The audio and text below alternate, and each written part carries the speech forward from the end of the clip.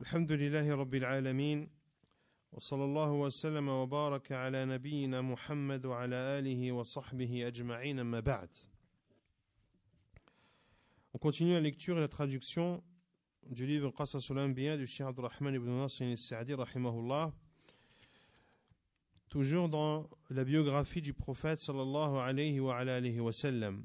La semaine dernière on avait cité ce qui avait lieu en l'an 6 de l'Hégire, notamment la Umrah et le pacte de l'Hudaybiyah. ثم قال رحمه الله: وفي سنة 8 من الهجرة وقد نقضت قريش العهد الذي بينهم وبين النبي صلى الله عليه وسلم غزا مكة في جند كثيف من المسلمين يقارب 10,000 فدخلها فاتحا لها ثم تممها بغزوة حنين على هوزان وثقيف فثم بذلك نصر الله لرسوله وللمسلمين وأنزل الله في ذلك أول سورة التوبة.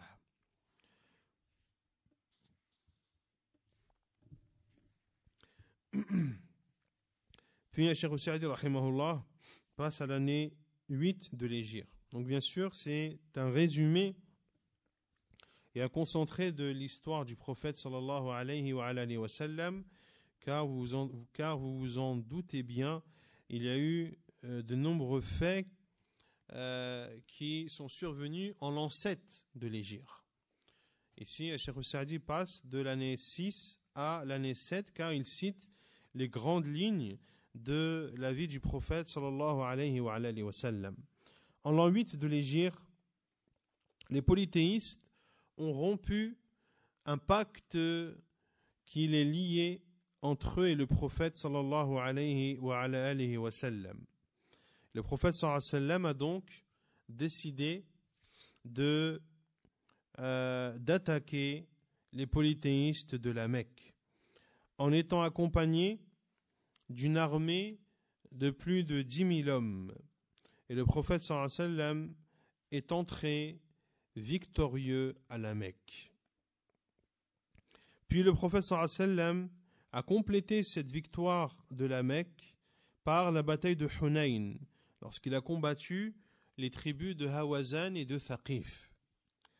Allah Azza wa Jal, par cela, a donné victoire à son prophète sallallahu alayhi wa sallam et aux musulmans, et Allah Azza wa Jal a révélé à ce sujet les premiers versets de Surat At-Tawbah, Surat le Repentir. Donc pour donner un peu plus de détails sur Fath Makkah, lorsque Cheikh Sa'di rahimahullah dit que Quraysh ont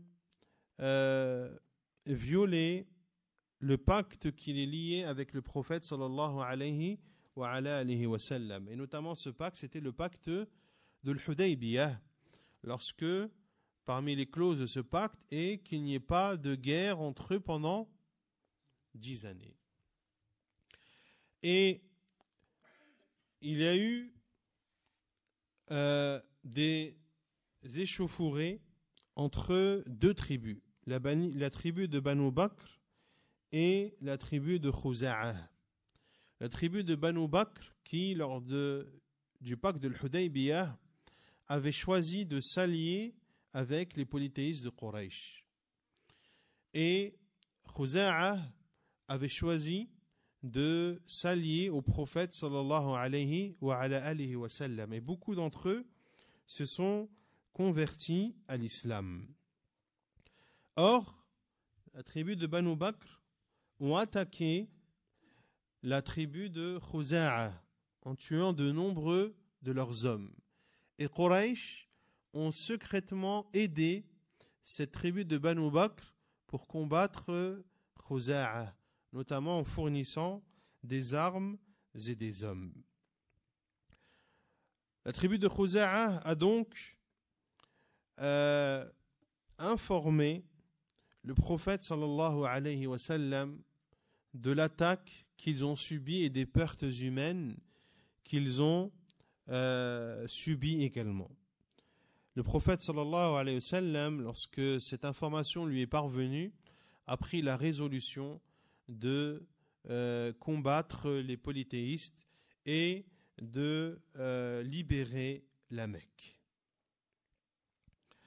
Quraysh, lorsqu'ils se sont rendus compte de l'énorme erreur qu'ils venaient de faire, en rompant ce pacte qui les liait avec le prophète sallallahu alayhi wa sallam secrètement, mais qui a fini par se savoir, ils ont envoyé Abu Sufyan à Médine afin de calmer les choses, de calmer les esprits et permettre d'avoir un délai supplémentaire, car ils savaient que le prophète sallallahu alayhi wa sallam se préparait à les combattre.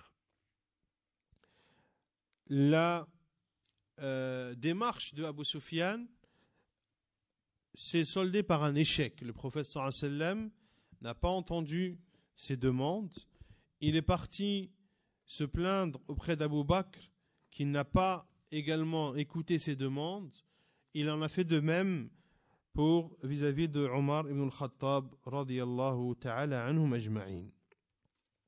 Le prophète sallallahu alayhi wa sallam s'est donc préparé à la guerre et à combattre les polythéistes de la Mecque. Il a ordonné à ses compagnons radiyallahu ta'ala anhum d'en faire de même.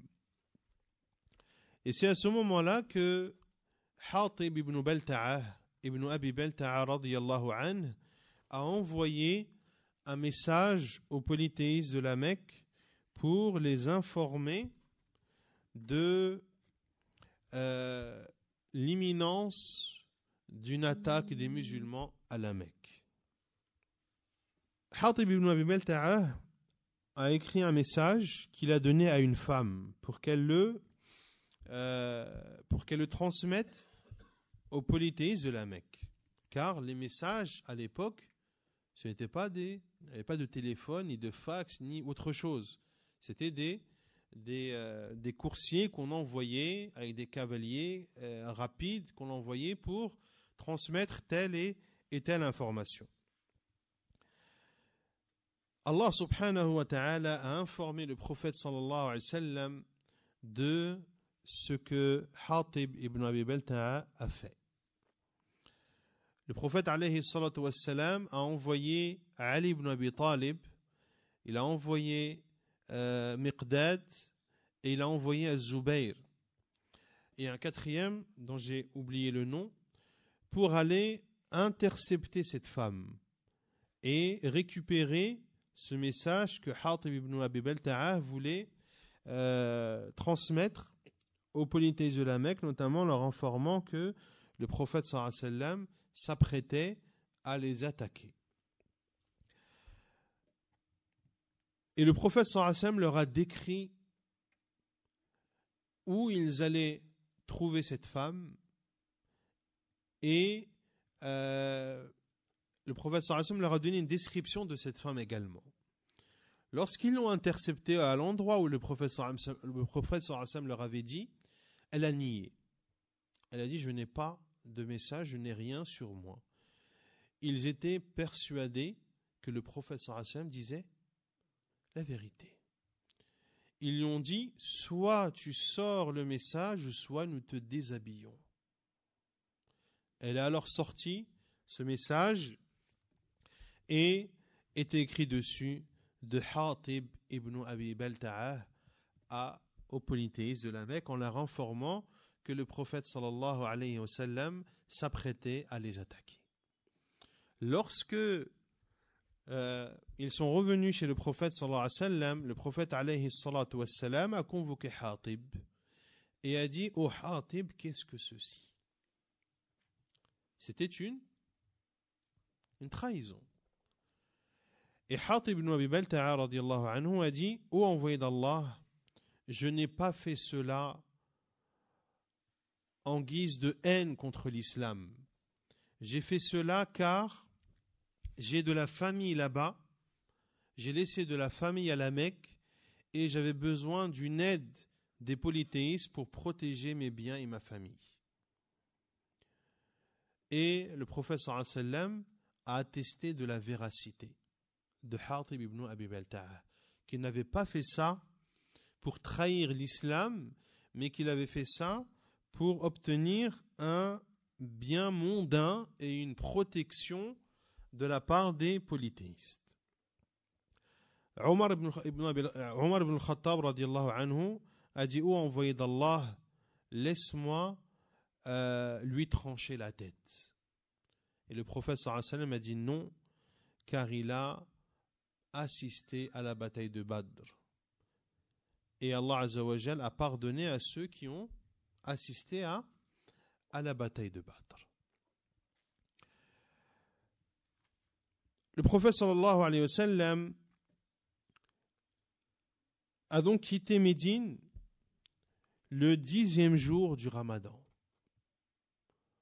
avec une armée de plus de 10 000 musulmans, comme l'a dit Cheikh Sa'di, rahimahullah ta'ala.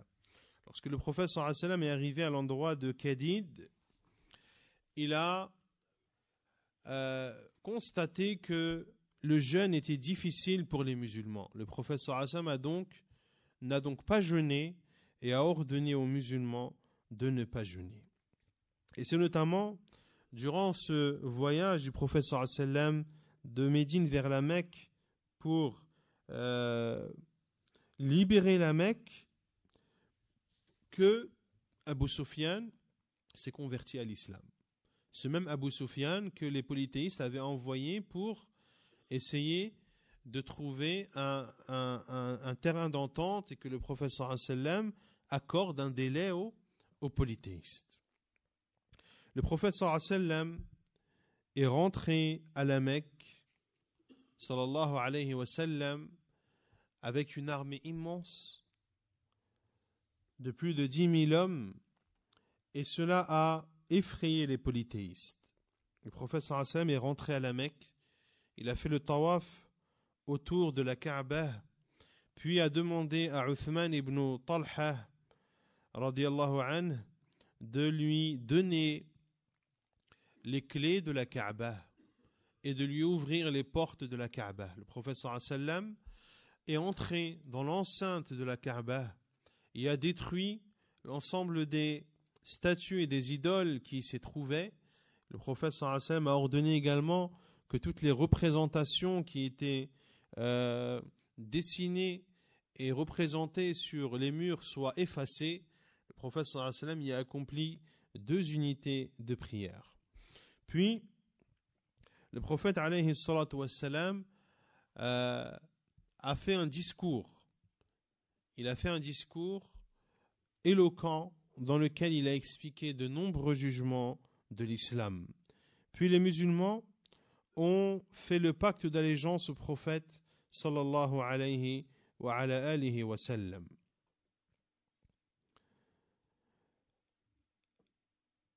Le prophète alayhi salatu wa sallam est donc rentré victorieux à la Mecque. Et il a dit aux polythéistes: que pensez-vous que je vais faire de vous? Ils ont dit: tu es un généreux fils d'un généreux. Et le prophète sallallahu alayhi wa sallam leur a dit: idhabu fa antum at-tulaqa. Partez, vous êtes libres. C'est-à-dire, je ne vous combattrai pas. Et après que la Mecque fut libérée par le prophète sallallahu alayhi wa sallam, le prophète alayhi salatu wa sallam, les Ansar ont eu peur que le prophète sallallahu alayhi wa sallam reste à la Mecque. Car la Mecque, c'est la ville natale du prophète sallallahu alayhi wa sallam, c'est là où il a grandi, c'est là où il a vécu une grande partie de sa vie sallallahu alayhi wa sallam.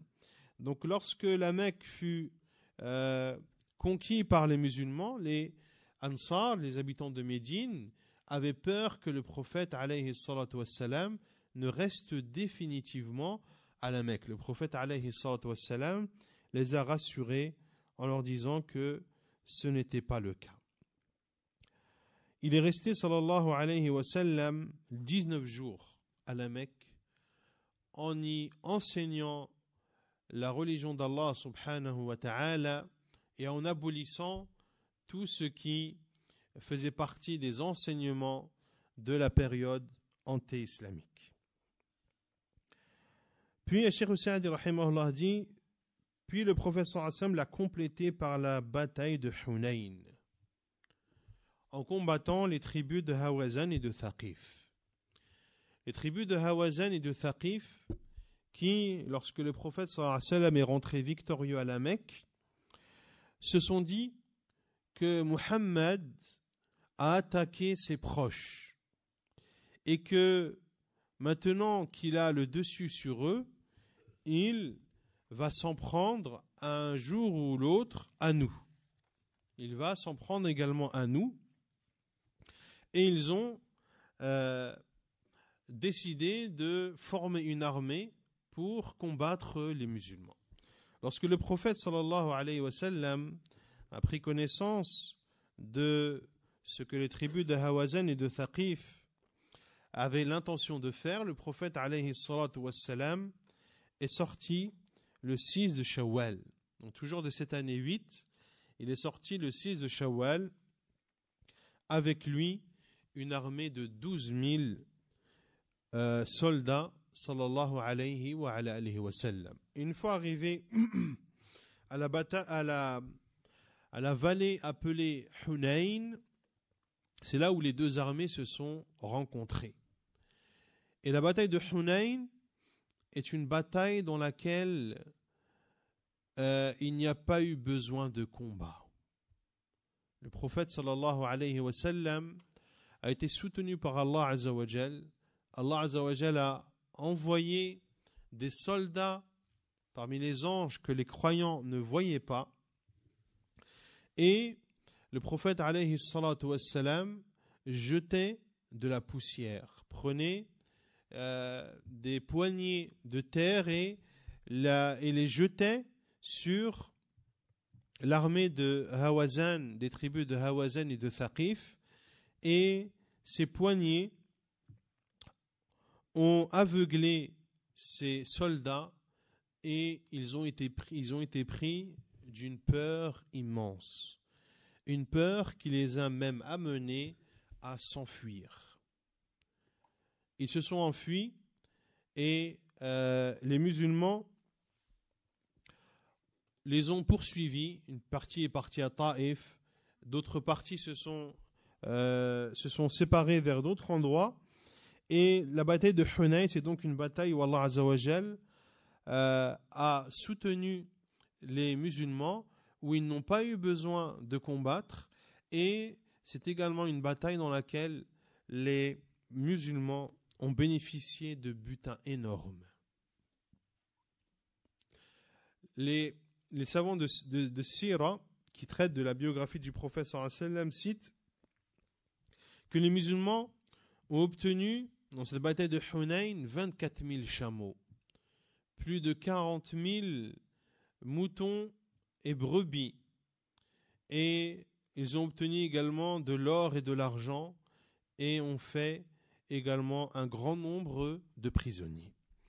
Et donc par cette victoire de la Mecque et cette bataille de Hunayn, Allah Azza wa Jalla a donc accordé à son prophète sallallahu alayhi wa sallam et aux croyants une immense victoire.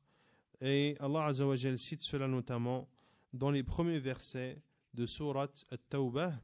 Wa naktafi bihadha al-qadr wa subhanaka Allahumma wa bihamdik ashhadu an la ilaha illa ant astaghfiruka wa atubu ilayk. Inch'Allah ta'ala, sûrement la semaine dernière, on terminera la fin de la biographie du prophète sallallahu alayhi wa sallam, et ainsi se terminera le livre Qasasul Anbiya de Cheikh Abdurrahman ibn Nasir Sa'di. Et je vous citerai la semaine prochaine, Inch'Allah ta'ala, le livre qu'on fera, qui sera sûrement, et ce sera, Inch'Allah bi'idhnillah, la suite des noms divins sublimes d'Allah Azza wa Jal, de Cheikh Abdurrazzaq al-Abbad, un livre que l'on avait continué mais que l'on n'avait pas pu terminer. Donc Inch'Allah ta'ala, on le continuera, puis on le terminera par la volonté d'Allah Azza wa Jal. Wallahu a'lam, wa sallallahu wa sallam wa baraka ala nabina Muhammad.